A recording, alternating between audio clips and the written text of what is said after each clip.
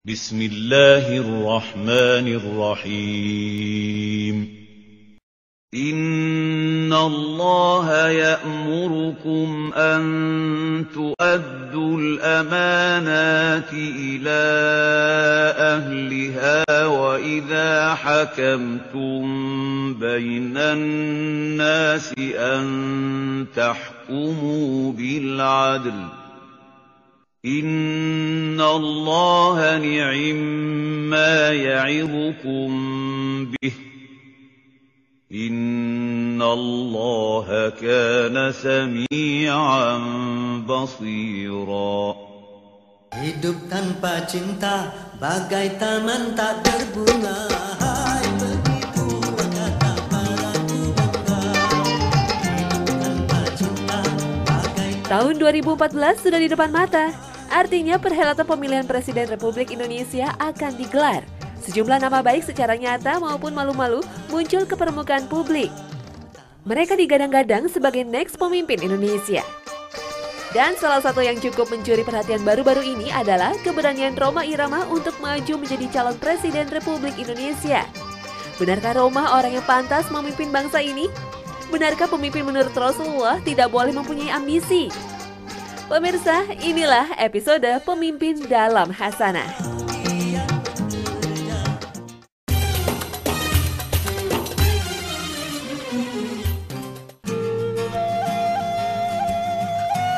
Tanggal 12 Rabiul Awal tahun 11 Hijriah adalah hari kesedihan bagi umat Islam. Pemimpin mulia umat Islam Nabi besar Muhammad SAW berpulang ke rahmatullah. Seluruh kaum muslim seolah tidak percaya dengan kabar wafatnya Rasulullah. Seluruh warga Madinah bahkan berbondong-bondong ke kediaman Rasul untuk ikut berduka cita. Di tengah kabar duka ini, kaum Ansor penduduk asli Madinah merasa khawatir akan kekosongan kepemimpinan umat muslim. Karena selama ini hanya Rasulullah satu-satunya pemimpin. Baik untuk memimpin perang, memutuskan perkara, dan tempat menanyakan segala sesuatu tentang Islam. Kalau tidak ada pemimpin, dikhawatirkan umat Islam akan terpecah belah. Kaum Ansor kemudian berkumpul di Sakifah Bani Sa'idah untuk memilih pemimpin baru. Sa'ad bin Ubadah, seorang sahabat Nabi, memimpin pertemuan itu. Gerakan kaum Ansor ini pun terdengar sampai ke telinga Umar bin Khattab. Bersama Abu Bakar dan Abu Ubaidah bin Jarrah, Umar berangkat menuju Sakifah Bani Sa'idah. Umar adalah seorang sahabat dari kaum Muhajirin, kaum yang hijrah dari Mekah. Pertemuan kaum Ansor ini dikhawatirkan akan memicu fitnah karena tidak melibatkan kaum Muhajirin. Ternyata pertemuan di Bani Sakifah mengalami ketegangan. Terjadi perdebatan antara kaum Ansor dan sahabat dari kaum Muhajirin. Apalagi di antara tokoh muslim yang hadir tidak ada yang mau menjadi pemimpin. Sebenarnya banyak yang mencalonkan Umar sebagai khalifah pengganti Rasul. Tapi Umar menolak dan berinisiatif untuk mengangkat seseorang yang mulia sebagai pemimpin menggantikan Rasulullah. Dialah Abu Bakar As-Siddiq. وَهُوَ الَّذِي جَعَلَكُمْ خَلَائِفَ الْأَرْضِ وَرَفَعَ بَعْضَكُمْ فَوْقَ بَعْضٍ درجات ورفع بعضكم فوق بعض درجات ليبلوكم فيما آتاكم إن ربك سريع العقاب وإنه لغفور رحيم. Abu Bakar adalah khalifah pertama dalam sejarah Islam. Dengan terpilihnya Abu Bakar, umat Islam terhindar dari fitnah perpecahan. Sebagai seorang khalifah atau pemimpin umat muslim, Abu Bakar tidak lantas berubah. Ia tidak meninggalkan kebiasaannya menolong orang lain. Dikisahkan bahwa Abu Bakar selalu membantu memerah sapi milik seorang ibu tua. Ketika menjadi khalifah pun, ia tetap melakukan kebiasaannya itu. Contoh lain yang perlu diteladani adalah Abu Bakar tidak menerima upah sebagai khalifah. Untuk memenuhi nafkah keluarganya, ia tetap pergi ke pasar untuk berdagang. Tetapi Umar kemudian melarangnya dan mengusulkan tentang pemberian gaji untuk khalifah. Tujuannya agar Abu Bakar dapat fokus mengurusi umat muslim tanpa menelantarkan keluarganya. Kedermawanannya pun tidak hilang. Upah yang diterima pun tetap ada yang disedekahkan untuk orang yang membutuhkan. Abu Bakar selalu menjunjung tinggi kebenaran di atas segalanya. Bahkan Umar bin Khattab yang merupakan sahabat dekatnya pun harus tunduk pada hukum yang diberlakukan. Seluruh keputusan dan kebijakan yang diambil meniru Rasulullah. Masa kepemimpinan Abu Bakar hanya berlangsung selama 2 tahun. Abu Bakar menghembuskan nafas terakhir setelah sakit selama 15 hari. Namun sebelum ajal menjemput, Abu Bakar sudah berwasiat bahwa Umarlah yang akan menggantikannya sebagai khalifah. Beberapa sahabat sempat meragukan karena mengetahui watak Umar yang keras. Tetapi Abu Bakar bersikukuh dengan keputusannya. Akhirnya Umar bin Khattab menjadi khalifah kedua setelah ditunjuk oleh Abu Bakar. Untuk menghilangkan keraguan para sahabat, Umar menyampaikan pidato kenegaraan di hadapan kaum muslim di Masjid Nabawi. Inilah pidato pertamanya setelah dibaiat sebagai khalifah. Umar menyampaikan visi dan misi kekhalifahannya. Awal kepemimpinannya, Umar meneruskan kebijakan Abu Bakar untuk menaklukkan Persia dan Romawi. Kota Syam sebagai serambi Romawi Timur berhasil ditaklukkan kaum muslimin. Ini yang menjadi awal penaklukan seluruh jazirah Arab. Pada masa Khalifah Umar ada 2 penaklukan fenomenal, yaitu penaklukan Persia dan Romawi. 2 bangsa besar itu harus bertekuk lutut di tangan kaum muslimin. Dan tidak semuanya dilakukan melalui pertumpahan darah. Kekuatan bangsa Persia ditaklukkan melalui Perang Qadisiyah. Perang besar yang membuktikan bahwa kekuatan kaum muslim tidak bisa dipandang sebelah mata. Meskipun bangsa Persia mengerahkan pasukan gajah, tapi akhirnya pasukan muslim yang dipimpin Panglima Sa'ad bin Abi Waqqas berhasil memukul mundur pasukan Persia. Bahkan harta rampasan perang yang jatuh ke tangan kaum muslim sangat berlimpah. Tapi penaklukan tidak harus dengan perang. Umar bin Khattab tetap membuka diri untuk pihak lawan yang menyerah secara damai. Contohnya penaklukan kota Al-Quds. Pasukan muslim hanya mengepung kota suci itu selama berbulan-bulan tanpa melakukan penyerangan. Pemimpin spiritual kota suci, Patriark Agung Sophronius, akhirnya memilih jalan damai dan menyerahkan kunci komplek kota suci kepada pemimpin tertinggi kaum muslim. Umar bin Khattab sebagai khalifah saat itu pun berangkat ke Al-Quds. Uniknya, ia hanya ditemani 1 orang dan naik onta bergantian dengan pembantunya itu. Pakaiannya pun sama seperti pakaian keseharian. Tidak ada iring-iringan atau baju kebesaran sebagai seorang khalifah. Inilah sosok seorang pemimpin yang selalu memikirkan rakyatnya. Umar bin Khattab dikenal sebagai khalifah zuhud. Dengan menjadi pemimpin, tingkatan spiritualnya semakin meningkat. Umar menjadi semakin soleh dan dekat dengan Allah SWT. Toleransi terhadap agama lain pun cukup tinggi. Ini terbukti ketika memasuki kota Al-Quds yang merupakan kota suci 3 agama, Yahudi, Nasrani, dan Islam. Umar tidak lantas merusak bangunan tempat ibadah agama lain atau mengusir umat beragama lain. Ia tetap membiarkan mereka tinggal di Al-Quds dengan perjanjian. Perjanjian ini menjamin keselamatan dan kedamaian bangsa-bangsa agama Samawi. 10 tahun kepemimpinan Umar bin Khattab ternyata memberikan perubahan besar bagi kaum muslim.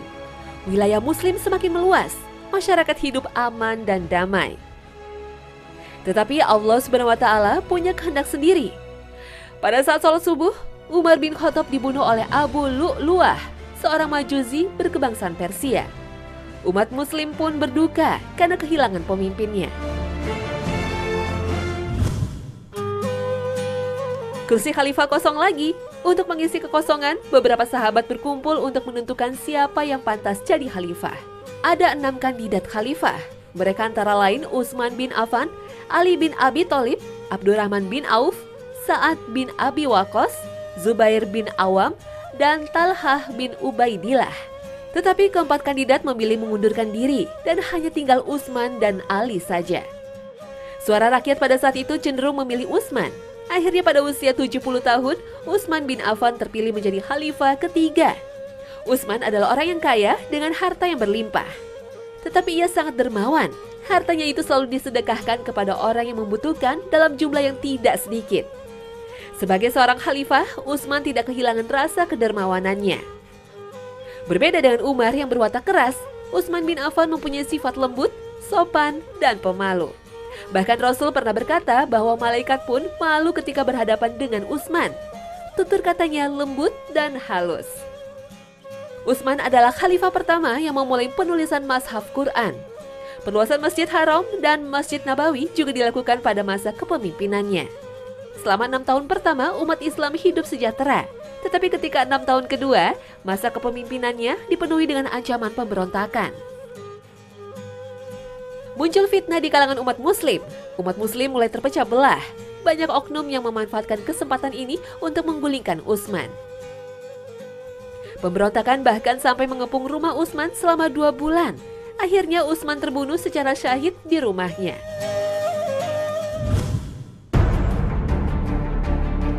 Kondisi Madinah semakin kacau setelah Utsman terbunuh. Para sahabat sedang menunaikan ibadah haji di Mekah. Para pemberontak semakin memegang kendali di kota Madinah. Sahabat yang tinggal di Madinah, termasuk Ali bin Abi Thalib, tidak ada yang bersedia menjadi khalifah. Atas desakan kaum muslim dan 2 sahabat mulia, Talhah bin Ubaidillah dan Zubair bin Awam, akhirnya Ali bin Abi Thalib pun menerima. Ali bin Abi Thalib menjadi khalifah keempat dan punya tugas besar mengembalikan kondisi Madinah yang kacau akibat fitnah. Ali sebenarnya adalah sosok pemberani. Sebelum menjadi khalifah, Ali tidak pernah absen dari perang kaum muslim. Baik itu melawan kaum musyrik ataupun untuk menaklukkan bangsa lain. Didikan Nabi sangat melekat dalam dirinya. Oleh karena itu, Ali mulai mengembalikan kebijakan-kebijakan sesuai pada zaman Rasulullah. Tetapi justru itu memunculkan rasa sakit hati lagi pada sebagian kelompok tertentu. Masalah pun semakin kompleks. Belum lagi tuntutan dari beberapa pihak yang menginginkan untuk segera menghukum pembunuh Utsman bin Affan. Ini artinya Ali harus melawan sahabat yang lain. Ali bahkan memindahkan pusat pemerintahannya di kota Kufah, Irak. Bahkan persoalan ini sampai menimbulkan perang saudara, yaitu yang pertama dikenal dengan Perang Jamal atau Perang Unta. Perang antara pasukan yang mendukung Ali dan pasukan yang mendukung Aisyah, istri Rasul, yang menginginkan keadilan atas terbunuhnya Utsman. Banyak korban melayang selama perang ini. Akhirnya pasukan Ali memenangkan perang ini dan perang berakhir ketika unta yang ditunggangi Aisyah terkena tobat. Ali memaafkan semua pasukan yang menyerangnya. Aisyah pun dikawal pulang ke Madinah. Ternyata masalah tidak hanya berhenti sampai di sini. Masih ada lagi golongan Muawiyah yang merupakan kerabat Utsman bin Affan yang menuntut keadilan atas terbunuhnya khalifah ketiga itu. Ketegangan ini menjadi perang saudara yang dikenal dengan Perang Siffin, perang antara kubu Ali bin Abi Thalib melawan kubu Muawiyah bin Abu Sufyan. Perang ini diakhiri dengan perundingan antara kedua belah pihak. Berbagai macam persoalan internal semakin menambah kekacauan pada masa kepemimpinan Ali bin Abi Thalib. Ali pun terbunuh di Masjid Kufah tahun 40 Hijriah. Masa pemerintahannya selama 5 tahun hampir dipenuhi dengan kekacauan. Itu adalah gambaran singkat masa kepemimpinan Khulafaur Rasyidin atau khalifah yang mendapat petunjuk. Sepeninggal Ali, kondisi semakin tidak menentu. Warga Madinah membaiat Hasan putra Ali untuk menjadi khalifah. Tetapi Hasan menyerahkan kursi khalifah ke tangan Muawiyah untuk meredakan ketegangan dan mengakhiri pertumpahan darah. Muawiyah bin Abu Sufyan inilah yang dikenal dengan Muawiyah I. Dari sini awal kekhalifahan dari dinasti Umayyah atau keturunan Umayyah yang memimpin pemerintahan di Damaskus. Meskipun khalifah yang memimpin masih ada hubungan darah, tapi atas pesan Hasan bin Ali bin Abi Thalib, pemilihan khalifah haruslah berdasarkan suara rakyat. Lalu bagaimanakah sejarah perkembangan kepemimpinan sampai sekarang? Kita awali dengan sistem monarki. Monarki berasal dari bahasa Yunani, monos yang berarti satu dan arkein yang artinya pemerintah. Jadi monarki ini adalah sistem pemerintahan yang dipimpin oleh seorang penguasa monarki. Sistem ini adalah sistem tertua di dunia. Dari awalnya mencapai 900 tahta kerajaan di dunia menjadi berkurang. Pada abad ke-20 dekade ke-8 hanya tersisa 40 tahta saja. Kekuasaan monarki artinya pemimpin negara itu dipilih secara turun-temurun. Jadi hanya berdasarkan pada keturunan saja. Di tiap negara punya sebutan masing-masing untuk pemimpin tahta ini. Raja dan ratu dapat dijumpai pada negara Arab, Inggris, Spanyol, dan Maroko. Nah, kalau di Jepang dikenal dengan sebutan kaisar. Kalau di Monaco sebutannya pangeran. Di negara tetangga juga ada kok. Malaysia juga memiliki pemimpin yang biasa disebut yang di-Pertuan Agong. Dan masih banyak lagi. Yang masih kental dengan sistem monarkinya adalah Inggris. Raja dan ratu adalah pemimpin tertinggi kerajaan Inggris. Seperti kita tahu, kehidupan keluarga kerajaan Inggris selalu menjadi sorotan publik di seluruh dunia. Mulai dari kabar pernikahan Pangeran William dan Kate Middleton, kematian Putri Diana, sampai skandal percintaan mereka. Inggris disebut sebagai Mother of Parliaments, artinya ibu dari parlemen di seluruh dunia. Kekuasaan raja bersifat simbolis meskipun merupakan bagian dari badan eksekutif. Kekuasaan sebenarnya berada di tangan Perdana Menteri yang memimpin para menteri. Sistem monarki ini juga dianut negara kita, Indonesia, pada zaman dulu. Bahkan peninggalannya pun sampai sekarang masih dapat kita temui. Lihat saja di daerah Yogyakarta yang sampai sekarang masih mempunyai sultan. Ada lagi di Surakarta dan Cirebon yang juga memakai sistem ini. Yogyakarta sebagai daerah istimewa baru saja dilakukan pembaruan peraturan baru dengan Undang-Undang Republik Indonesia Nomor 13 Tahun 2012. Bahwa penetapan keistimewaan ini adalah dengan menjadikan Sultan sebagai gubernur dan Adipati Paku Alam sebagai wakil gubernur. Ini artinya pemerintah Indonesia memberikan pimpinan pemerintahan dipegang oleh Sri Sultan, dan masyarakat Yogyakarta mendukung keputusan ini. Selanjutnya ada sistem demokrasi. Bentuk demokrasi sederhana ditemukan di Mesopotamia sejak tahun 4000 sebelum Masehi. Ketika itu, bangsa Sumeria memiliki beberapa negara kota yang independen. Di sana rakyat sering berkumpul untuk memutuskan sebuah perkara atau mendiskusikan sesuatu dan hasilnya diambil berdasarkan mufakat. Barulah pada tahun 508 sebelum Masehi, penduduk Athena Yunani membentuk sistem pemerintahan yang merupakan cikal bakal dari demokrasi modern. Demokrasi ini dikenalkan oleh Aristoteles, seorang filsuf Yunani, dengan istilah demokratia yang artinya kekuasaan rakyat. Berasal dari kata demos yang artinya rakyat dan kratos yang artinya kekuasaan. Adalah bentuk pemerintahan di mana kekuasaan berada di tangan orang banyak atau rakyat. Demokrasi ada dua macam, yaitu demokrasi langsung dan demokrasi perwakilan. Demokrasi langsung dikenalkan oleh Solon, seorang negarawan Athena pada 594 sebelum Masehi. Ini untuk menghindari bentuk monarki, tirani, dan diktator pada negara kota yang terdapat di Yunani. Tetapi ternyata belum mampu membawa perubahan yang berarti. 100 tahun kemudian, seorang bangsawan Athena, Cleisthenes, berhasil mewujudkan bentuk demokrasi baru, di mana tidak ada perwakilan dari pemerintahan. Sebaliknya, setiap orang berhak mewakili dirinya sendiri dengan mengeluarkan pendapat untuk menentukan kebijakan. Bentuk demokrasi ini dicontoh oleh bangsa Romawi pada tahun 510 sebelum Masehi sampai tahun 27 sebelum Masehi. Tetapi yang dipakai adalah sistem perwakilan, di mana ada perwakilan bangsawan di Senat dan perwakilan rakyat di majelis. Demokrasi perwakilan akan lebih efektif dilakukan pada masa sekarang dengan jumlah penduduk yang banyak. Karena tidak akan mungkin semua masyarakat duduk bersama untuk menentukan kebijakan. Dalam demokrasi perwakilan ini, seluruh rakyat memilih perwakilan melalui pemilihan umum untuk menyampaikan pendapat dan mengambil keputusan bagi mereka. Sekarang mari kita bahas sistem kepemimpinan di negara kita tercinta. Proklamasi. Mulai dari merdeka tahun 1945, Indonesia sering mengalami perubahan sistem pemerintahan. Bentuk negara Indonesia adalah republik dengan presiden sebagai pemimpinnya. Tapi 3 bulan setelah merdeka, Indonesia sempat memiliki seorang Perdana Menteri, yaitu Sultan Syahrir. Artinya, pada saat itu belum jelas apakah menganut sistem presidensial atau parlementer karena ada 2 pemimpin, yaitu presiden dan Perdana Menteri.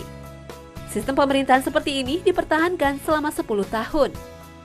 Meskipun dapat memunculkan kekuatan demokratis, tetapi sistem seperti ini ternyata tidak dapat mensejahterakan rakyat. Bahkan tidak mampu meredam pemberontakan yang terjadi di seluruh wilayah Indonesia. Barulah setelah dekret Presiden 5 Juli 1959, Indonesia kembali menganut sistem presidensial berdasarkan Undang-Undang Dasar 45. Pemimpin tertinggi tetap di tangan presiden. Pemilihan presiden juga mengalami perubahan. Dulu pemilihan presiden dilakukan oleh perwakilan kita di kursi dewan. Rakyat melaksanakan pemilihan untuk memilih perwakilan golongan saja untuk mengambil keputusan. Seiring berjalan waktu, mulai tahun 2004, pemilihan presiden dilakukan dengan cara pemilihan langsung oleh rakyat. Pasangan Susilo Bambang Yudhoyono dan Yusuf Kala menjadi presiden terpilih waktu itu. Pada pemilu tahun 2009, SBY melanjutkan kepemimpinan dengan menggandeng Budiono sebagai wakilnya. Dan pasangan ini memenangkan pemilihan presiden sampai periode 2014. Untuk Pilpres 2014 nanti, ada beberapa yang sudah digadang-gadang untuk menjadi calon presiden. Konsep demokrasi yang dianut Indonesia memang seperti ini. Seluruh warga yang memenuhi syarat berhak untuk mengajukan diri sebagai calon presiden atau wakilnya. Jadi tidak harus dari kalangan politikus saja. Baru-baru ini yang sempat membuat masyarakat terkejut adalah masalah pencalonan sang Raja Dangdut Rhoma Irama menjadi Presiden Republik Indonesia. Artis sekaligus pentolan Soneta Group ini menegaskan niatnya untuk menjadi calon presiden. Niat ini diperkuat dengan adanya dukungan dari para ulama yang tergabung dalam wasilah silaturahmi asatis tokoh dan ulama atau wasiat ulama. Deklarasi kesatria bergitar ini memang mengundang kontroversi, mengingat selama ini ia tidak pernah terjun ke dunia politik langsung. Belum lagi dengan jejak rekam kehidupan pribadinya dengan sejumlah artis yang mengundang kritik. Kemunculan Rhoma sebagai capres ini menunjukkan kalau untuk jadi capres sekarang terlihat mudah. Dan Rasulullah memberikan kita petunjuk tentang memilih pemimpin lewat hadis sahihnya. Aku menemui Nabi bersama 2 orang lelaki, anak-anak pamanku. Seorang dari keduanya berkata, "Wahai Rasulullah, angkatlah kami sebagai pemimpin atas sebagian wilayah kekuasaanmu yang telah diberikan Allah Azza wa Jalla." Terus yang satu lagi juga berkata seperti itu. Lalu Rasulullah bersabda, "Demi Allah, aku tidak akan mengangkat seorang pun yang meminta sebagai pemimpin atas tugas ini, dan tidak juga seseorang yang berambisi ingin menjadi pemimpin." Rasulullah secara tegas memberikan petunjuknya bahwa pemimpin bukanlah dengan mengajukan diri atas nama ambisi ataupun energi kekuasaan yang ada di baliknya. Pemimpin adalah dia yang dipercaya oleh umat. Seperti Abu Bakar radhiyallahu anhu memberikan contoh kepada kita. Siapapun pemimpin negara kita nantinya, ia punya tugas besar. Masyarakat kita sekarang lebih kritis. Tanggung jawab seorang pemimpin juga tidak mudah karena harus berlaku adil dan tetap berpegang pada aturan yang berlaku. Dan jelas bahwa memilih pemimpin bagi umat bukanlah dari latar belakang suku dan golongan, tapi kemampuannya dalam memutuskan perkara dengan adil, tanpa hawa nafsu, dan berpegang pada tali Allah Azza wa Jalla. Ya Dawud, inna ja'alnaka khalifatan fil ardi فاحكم بين الناس بالحق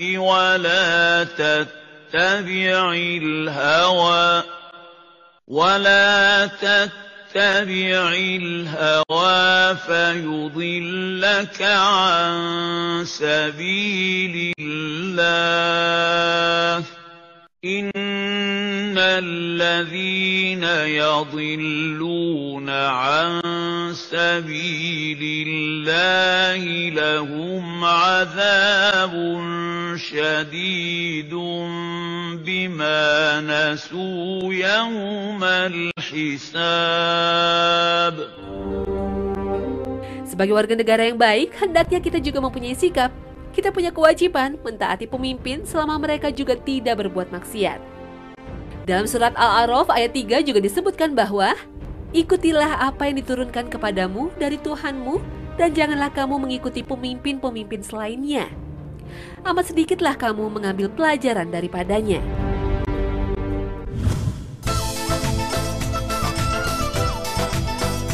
Demikian pemirsa episode tentang pemimpin kali ini. Semoga membawa manfaat bagi kita semua dan memberi pengetahuan bahwa konsep ketaatan dan kecintaan terhadap pemimpin sebaiknya tidak berlebihan. Wassalamualaikum warahmatullahi wabarakatuh.